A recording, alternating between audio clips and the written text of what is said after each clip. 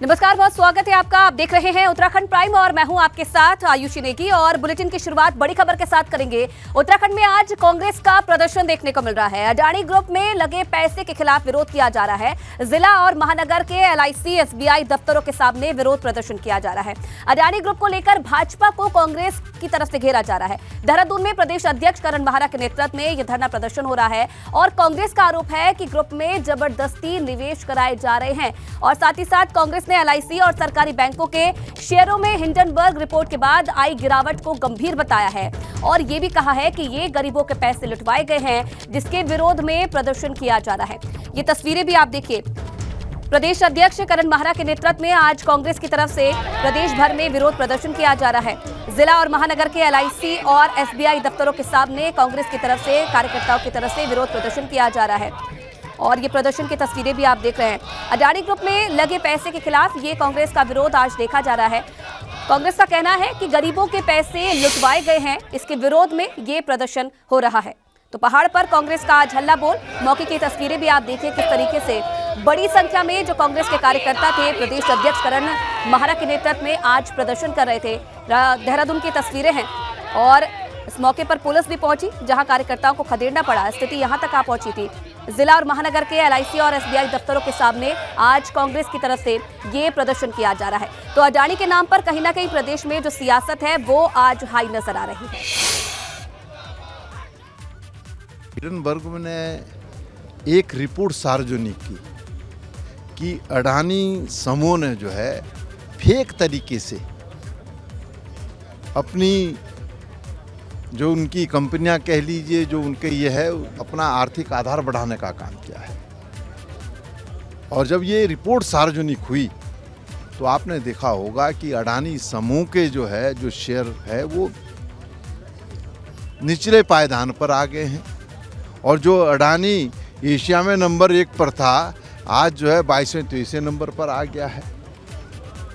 तो हमारे राष्ट्रीय अध्यक्ष मल्लिकार्जुन खड़गे जी और कांग्रेस और तमाम विपक्षी दल यही तो मांग कर रहे हैं कि भाई इसकी जांच होनी चाहिए, चाहे सुप्रीम कोर्ट के माध्यम से हो या किसी का जो है गठन करके जो है जांच हो। तो सरकार कदम पीछे क्यों खींच रही है? जांच कराए ना। वैसे तो सरकार हर समय जरा सी कोई बात होती है तो CBI ED इनकम टैक्स खट से जो है जांच शुरू कर देता है। सेबी क्या करता रहा?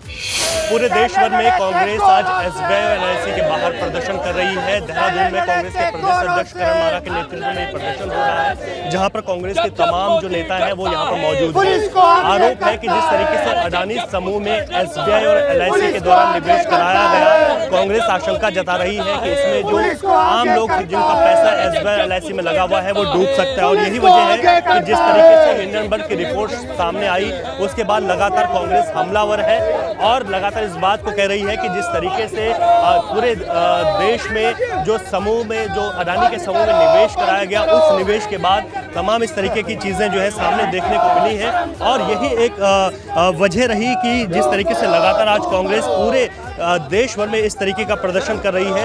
यहाँ पर कांग्रेस के प्रदेश अध्यक्ष हैं, तमाम जो कांग्रेस के जो लोग हैं वो यहाँ पर मौजूद हैं और SBI का ये मेन ब्रांच है देहरादून में, जहाँ पर कांग्रेस के तमाम लोग पहुँचे हैं और यहाँ पर पुलिस के द्वारा उनको रोका गया है। इस प्रदर्शन की वजह से ही यहाँ पर पुलिस को पहले से ही तैनात किया गया था। और जो कांग्रेस है लगातार इस बात को लेकर केंद्र सरकार पर हमलावर है कि जिस तरीके से हिंडनबर्ग की रिपोर्ट सामने आई है उस रिपोर्ट पर पूरी तरीके से जांच होनी चाहिए। औने पौने देश में बेचने का काम किया मोदी और अमित शाह ने मिलकर कुछ ऐसे बड़े उद्योगपतियों के द्वारा भारत की लूट कराई गई। हम चाहते उसकी जांच हो, सदन में विपक्ष के संग इस बात पर चर्चा हो और जिन नेताओं और अधिकारियों ने संरक्षण दिया, जिन लोगों के दबाव में इनको लोन दिए गए और हमारी परिसंपत्ति को होने पौने दाम पे बिकवा, उनके खिलाफ सख्त कार्रवाई हो। पहले सदन में इस बात को लेकर पूरा हंगामा हुआ, लेकिन अब कांग्रेस सड़क पर आ चुकी है और यही वजह है कि उत्तराखंड में पूरे प्रदेश में आज तमाम जिला मुख्यालय और महानगर मुख्यालयों पर इस तरीके का प्रदर्शन कांग्रेस कर रही है। सहयोगी निशांत चौहान के साथ रवि कैंत्रुआ, ABP गंगा, देहरादून। तो वहीं अडानी ग्रुप को लेकर हिंडनबर्ग की रिपोर्ट आने के बाद से कांग्रेस ने इस मुद्दे को घेर लिया है और अब अडानी ग्रुप के बहाने भाजपा सरकार पर हमलावर हो गई है। आज जहां देश भर में कांग्रेस प्रदर्शन कर रही है तो वहीं राजधानी देहरादून में भी कांग्रेस का हल्ला बोल जारी है, जिसकी अगुवाई कांग्रेस प्रदेश अध्यक्ष करण माहरा कर रहे हैं। दरअसल कांग्रेस ने एलआईसी और सरकारी बैंकों के शेयर्स में हिंडनबर्ग रिपोर्ट के बाद आई गिरावट को गंभीर बताया है और ये भी कहा है कि ये गरीबों के पैसे लुटवाए गए हैं, जिसके विरोध में प्रदर्शन किया जा रहा है।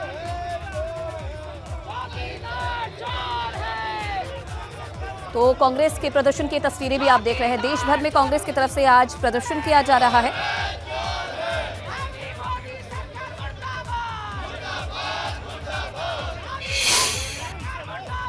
ऐसी दफ्तरों के बाहर एसबीआई के बाहर आप लोगों का प्रदर्शन है, तो किस तरीके से देख रहे हैं कि क्या जिस तरीके से निवेश हुआ है, आप लोगों की बहुत सारी शंकाएं और आपने कहा इस पर एक जांच भी होनी चाहिए। निश्चित तौर पे जब कोई विपक्ष का नेता कुछ बोल रहा है या कोई विरोध करता है, उसके खिलाफ ईडी आ जा रही है, सीबीआई आ जा रही है। मैं कह रहा हूं कि अडानी ग्रुप को ज़बरदस्ती शेयर्स दिलवाए गए, एलआईसी इत्यादि के। एलआईसी के डायरेक्टर्स उस समय तैयार नहीं थे और अपनी परिसंपत्तियों को औने पौने दाम पर उसी अडानी को बेच दिया, जिसके पास सरकारी पैसा दिलाया गया। दूसरी तरफ हमारा जो पैसा है, हमारे मैक्सिमम निवेशकों ने पैसा स्टेट बैंक और एलआईसी में लगाया है। पुराने लोग और किसी इंश्योरेंस कंपनी को जानते, जिससे पूछो वो कहता है मैंने एलआईसी में पॉलिसी ले रखी है। हर व्यक्ति का स्टेट बैंक में खाता लगभग है। अगर ये पैसा डूबता है अडानी के साथ तो कौन जिम्मेदार होगा? इसके लिए कांग्रेस को चिंता है और कांग्रेस इसीलिए आज स्टेट बैंक और एलआईसी में जहां मौका मिलेगा वहां हम लोग प्रदर्शन करेंगे और लोगों को जागरूक करने का काम करेंगे। सहयोगी निशांत चौहान के साथ रवि कैंतुरा, एबीपी गंगा, देहरादून। और चलिए इस खबर पर और ज्यादा जानकारी देने के लिए इस वक्त देहरादून से सीधा लाइव हमारे साथ जुड़ रहे हैं रवि कैंतुरा। रवि, कहीं ना कहीं कांग्रेस आज प्रदर्शन के मूड में नजर आ रही है। जिस तरीके से हमने देखा तस्वीरों में, कांग्रेस प्रदेश अध्यक्ष के नेतृत्व में आज बड़ी संख्या में कार्यकर्ता इकट्ठा हुए हैं, प्रदर्शन कर रहे हैं। क्या मांग इनकी तरफ से की जा रही है, क्या कहा जा रहा है इनकी तरफ से? बिल्कुल आयुषी, देखिए आज पूरे प्रदेश भर में इस तरीके से कांग्रेस का प्रदर्शन चल रहा है। देहरादून में अगर बात करें तो तकरीबन 1.5 घंटे एसबीआई के सामने, जहां पर इस वक्त मैं मौजूद हूं, ये मेन ब्रांच है एसबीआई की, यहां पर कांग्रेस ने प्रदर्शन किया है। कांग्रेस के प्रदेश अध्यक्ष करण माहरा के साथ ही यहां पर कांग्रेस के तमाम वरिष्ठ नेता भी मौजूद रहे। सीधे तौर पर जिस तरीके से हिंडनबर्ग की रिपोर्ट आई है और उसके बाद अडानी समूह के शेयर जिस तरीके से घटे हैं, कांग्रेस का ये आरोप है कि एसबीआई और एलआईसी में आम लोगों का ज़्यादातर जो है ये इस पर पैसा लगाया गया है। और आरोप ये भी है कि एसबीआई और एलआईसी से ही इस अडानी समूह में पूरी तरीके से निवेश कराया गया और ऐसे में एक आशंका ये जताई जा रही है कि जिन लोगों का पैसा इन दोनों जगहों पर लगा है वो कहीं ना कहीं डूब सकता है। तो इस तरीके के आरोप है और यही वजह है कि आज पूरे देश भर में कांग्रेस ने भाजपा के खिलाफ इस तरीके का प्रदर्शन किया है और जो कि देहरादून में भी देखने को मिला। यहाँ पर तकरीबन 1.5 घंटे प्रदर्शन चला है। इसके अलावा अगर प्रदेश की बात करें तो तमाम जगहों पर जिला मुख्यालयों में कांग्रेस का ये प्रदर्शन जारी है, जहाँ पर कांग्रेस के नेता एलआईसी दफ्तरों के बाहर, एसबीआई के बाहर इस तरीके का प्रदर्शन कर रहे हैं और लगातार इस बात की मांग कर रहे हैं कि जिस तरीके से हिंडनबर्ग की रिपोर्ट आई है, इस रिपोर्ट को लेकर एक उच्च स्तरीय जांच होनी चाहिए, जिस जांच में तमाम चीज़ें साफ हो सकेंगी कि किस तरीके से एलआईसी और एसबीआई के द्वारा निवेश किया गया और किस तरीके से जो पैसा है उसको दिया गया था अडानी समूह को, और उसके बाद किस तरीके से जो रिपोर्ट आई है उसमें जांच के बाद ही तमाम चीज़ें स्पष्ट हो सकेंगी। लेकिन कांग्रेस का आरोप है कि भाजपा इस पूरे मसले पर चुप्पी साधे बैठी हुई है। अभी तक शेयर घटे हैं और लोग जिस तरीके से जो लोगों का पैसा उसको लेकर भी कहीं ना कहीं चिंतित हैं, लेकिन भाजपा की ओर से इस पर कोई भी जांच नहीं कराई गई है। तो यहाँ पर अगर बात करें तो कांग्रेस ने यहाँ सुप्रीम कोर्ट के सिटिंग जज की अध्यक्षता में और इसके अलावा एक उच्च स्तरीय कमेटी बनाने की मांग सरकार से की है कि वो इस पूरे मसले पर एक जांच कम से कम कराए कि जो बातें सामने आई हैं, जिस तरीके से निवेश हुआ उसके बाद शेयर घटे हैं और लोगों में जो आशंका है कि एसबीआई और एलआईसी को लेकर, उन तमाम चीज़ों की स्पष्टता जो है सबके सामने आ सके। यही वजह रही कि आज पूरे प्रदेश भर में इस तरीके का आंदोलन कांग्रेस ने रखा और इसके अलावा देश भर में भी तमाम राज्यों में यह आंदोलन चल रहा है जिसमें जांच की मांग की जा रही है। जी आयुष। जी बिल्कुल, अब देखने वाली बात है कि इस प्रदर्शन का क्या असर पड़ता है। बहुत धन्यवाद रवि तमाम जानकारी के लिए आपका। तो चलिए आगे बढ़ेंगे। चार धाम यात्रा शुरू होने से पहले पर्यटन विभाग ने तैयारियों को अंतिम रूप देना शुरू कर दिया है। इस बार चार धाम यात्रा के लिए पंजीकरण की व्यवस्था अनिवार्य होगी और विभाग के द्वारा पंजीकरण व्यवस्था को दुरुस्त करने के लिए सॉफ्टवेयर को अपडेट भी किया जा रहा है ताकि इस बार यात्रियों को पंजीकरण करने में कोई दिक्कत ना हो। इसके साथ ही यात्रा की व्यवस्था के लिए भी अलग अलग नोडल अधिकारी नियुक्त किए जाएंगे। उधर यात्रा से पहले जोशीमठ के प्रभावित लोगों को विस्थापन करने की भी योजना बनाई जा रही है, लेकिन सरकार के लिए ये एक बड़ी चुनौती साबित होने वाला है। तो चार धाम यात्रा की शुरुआत जल्द ही होने वाली है। इसकी तैयारियों में विभाग जुड़ा हुआ है और इस बार भी जो यात्री हैं, जो श्रद्धालु हैं, उनके लिए रजिस्ट्रेशन करवाना अनिवार्य होगा। लेकिन सबसे बड़ी बात यह है कि इस वक्त पूरा जो फोकस है सरकार का वो है कि कैसे जोशीमठ के जो प्रभावित लोग हैं उनका विस्थापन किया जाए, उन्हें सही से जगह मुहैया करवाई जाए और उसके बाद ही जो चार धाम यात्रा की शुरुआत है वो होगी और कहीं ना कहीं फोकस इस बात पर किया जा रहा है कि सही सलामत जो विस्थापन की प्रक्रिया है उसकी शुरुआत हो जाए। तो सरकार के सामने कहीं ना कहीं जोशीमठ भी एक बड़ी चुनौती बना हुआ है, लेकिन विभाग अपने कामों में जुटा हुआ है। तैयारी ऑलरेडी दिसंबर माह से हमने शुरू कर दी है और इस बार रजिस्ट्रेशन मैंडेटरी होगा।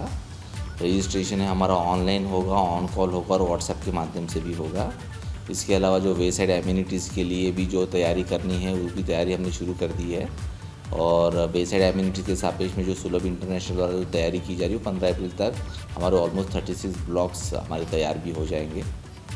उत्तराखंड में इस बार अप्रैल महीने से चारधाम यात्रा की शुरुआत हो जाएगी। 22 अप्रैल को यमुनोत्री और गंगोत्री धाम के कपाट खुल रहे हैं तो 27 अप्रैल को भगवान बद्रीनाथ धाम के कपाट खुलेंगे।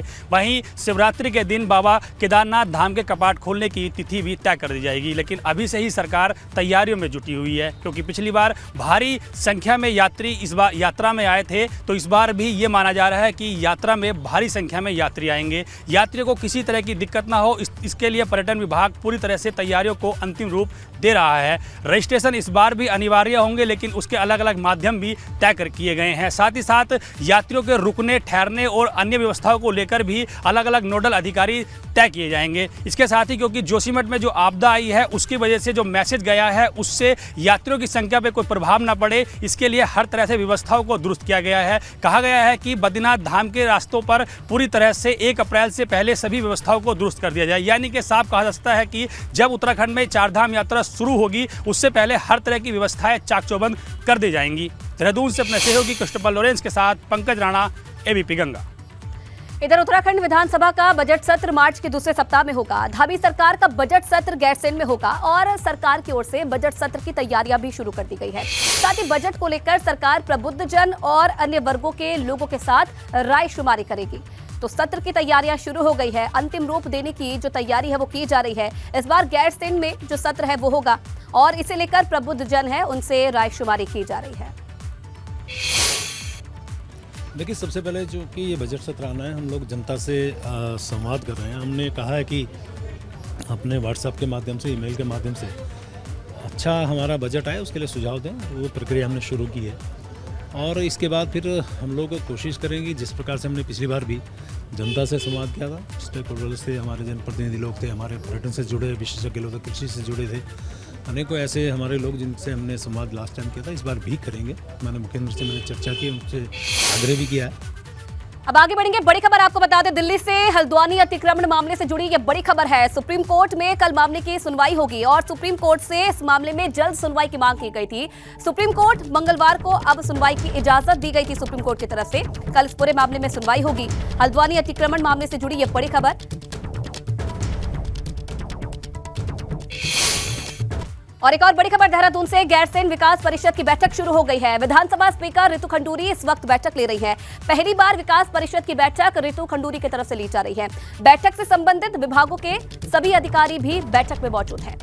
तो गैरसैंण विकास परिषद की बैठक है, उसकी शुरुआत हो गई है। विधानसभा स्पीकर ऋतु खंडूरी ये बैठक ले रही हैं, जिसमें तमाम जो विभागों के अधिकारी हैं वो भी मौके पर मौजूद हैं।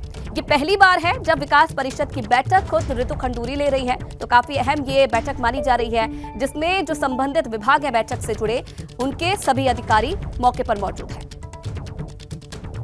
तो आने वाले समय में गैरसैंण में विधानसभा सत्र भी होना है, लेकिन उससे पहले गैरसैंण विकास परिषद की ये बैठक अपने आप में काफी अहम मानी जा रही है।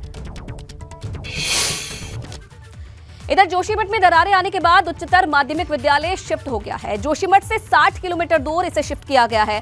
जोशीमठ में 1972 से चल रहा था उच्चतर माध्यमिक विद्यालय और 1 महीने पहले स्कूल और छात्रावास में दरारें आई थी। उच्चतर माध्यमिक विद्यालय में अभी 46 बच्चे हैं जिन्हें शिफ्ट किया गया है।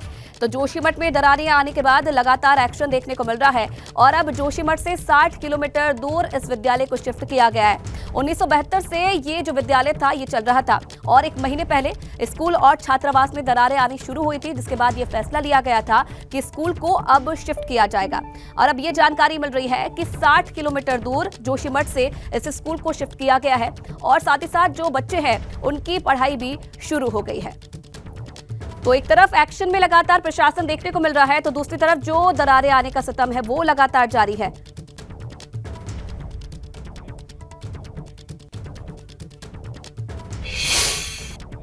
विद्यालय की भवनों पर, विद्यालय के फर्श पर, विद्यालय के कॉलम पर, छात्रावास भवन, कर्मचारियों के लिए जो रहने के लिए जो आवास बने, उन सब पर मोटी मोटी दरारें आई, जिसका वैज्ञानिकों द्वारा सर्वेक्षण किया गया।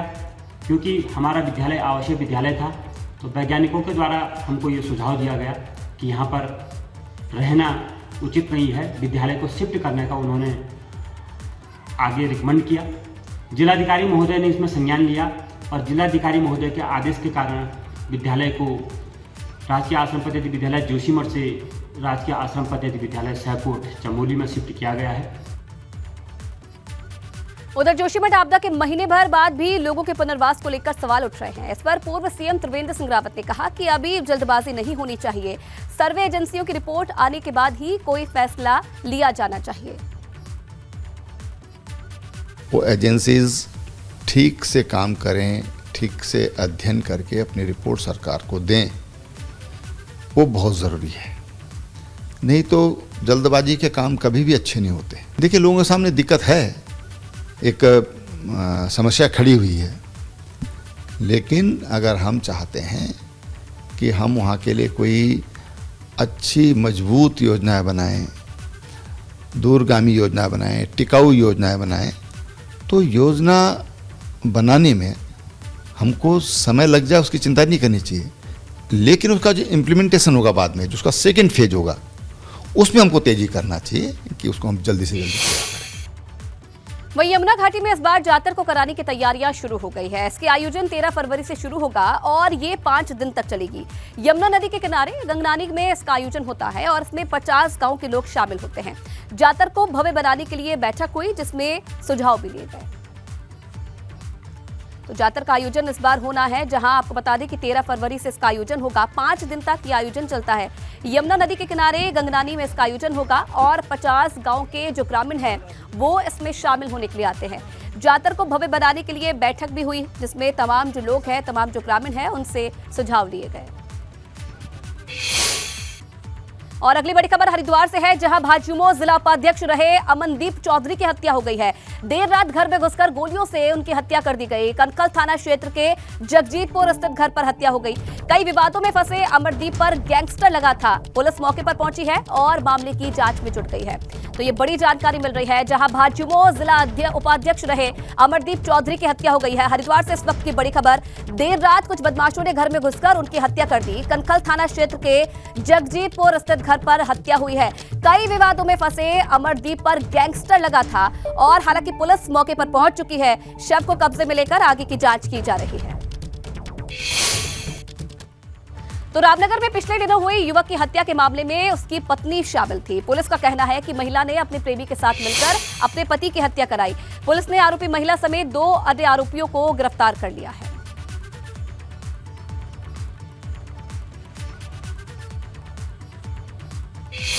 112 के माध्यम से, और जिसमें डेड बॉडी प्राप्त हुई। डेड बॉडी का पंचायतनामा भरा गया और डेड बॉडी की पहचान रमेश चंद, जो पूर्व सावलदे का रहने वाला है, उसके रूप में हुई। ये जब पूछताछ की गई और इसकी मदर के द्वारा, मानुली देवी के द्वारा जो FIR दर्ज कराई गई, उसमें जो लड़का है दीपक और जो रमेश की वाइफ, उन पे बाइनाम तहरीर आई। तो उनसे पूछताछ के बाद उन्होंने स्वीकार किया कि उन्होंने उसका मर्डर किया है। इधर हरिद्वार के ग्रामीण इलाकों में हाथी का आतंक देखा जा रहा है। राजाजी पार्क से सटे गांव में हाथियों के झुंड अक्सर उत्पात मचाते हैं। दरअसल हाथियों को आबादी वाले इलाकों से दूर रखने के लिए कई बार योजनाएं भी बनी, मगर धरातल पर वो योजनाएं कारगर साबित नहीं हुई। तो आए दिन हाथियों का झुंड इस इलाके में देखा जा रहा है। कई बार योजनाएं भी चलाई गई, लेकिन बावजूद उसके योजनाओं से कोई भी जो चीज है वो कारगर साबित नहीं हुई है।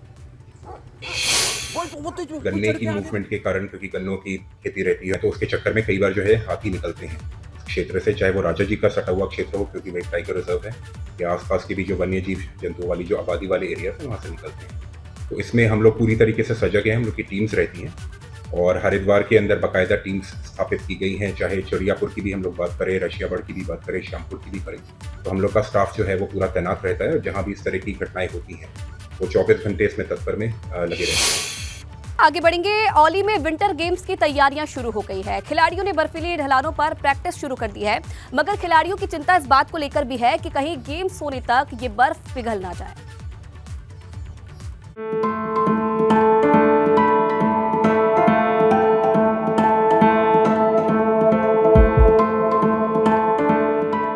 औली में विंटर गेम्स को हरी झंडी मिलते ही खिलाड़ियों ने तैयारियां शुरू कर दी हैं।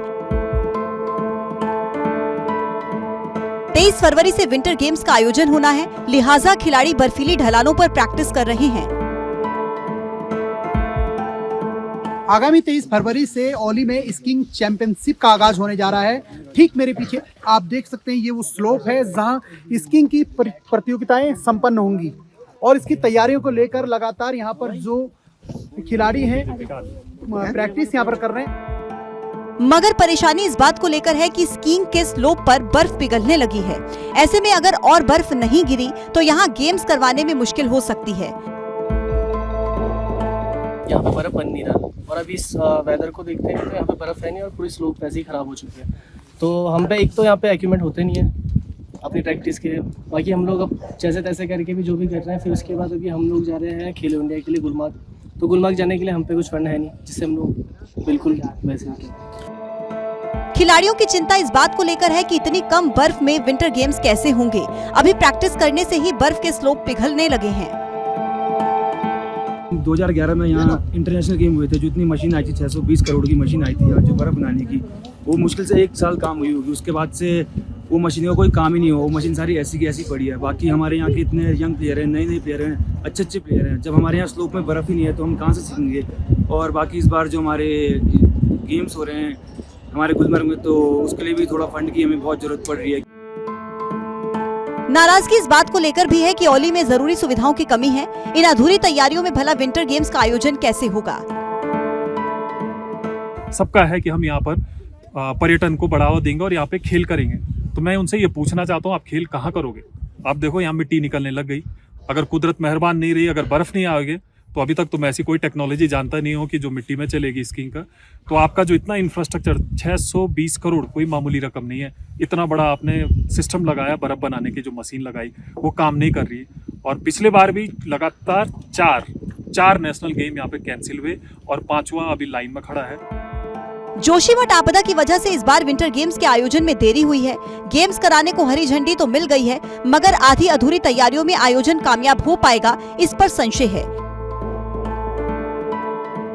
औली में अभी लगातार जो बर्फ है वो पिघल रही है और मौसम विभाग के पूर्वानुमान के बाद एक बार फिर औली में बर्फबारी हो सकती है। लेकिन अगर कुदरत ने साथ नहीं दिया तो कहीं न कहीं ये तिथियां भी टाली जा सकती हैं।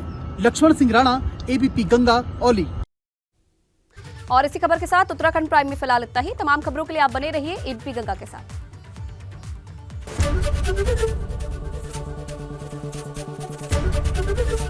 एबीपी गंगा, खबर आपकी, जुबान आपकी।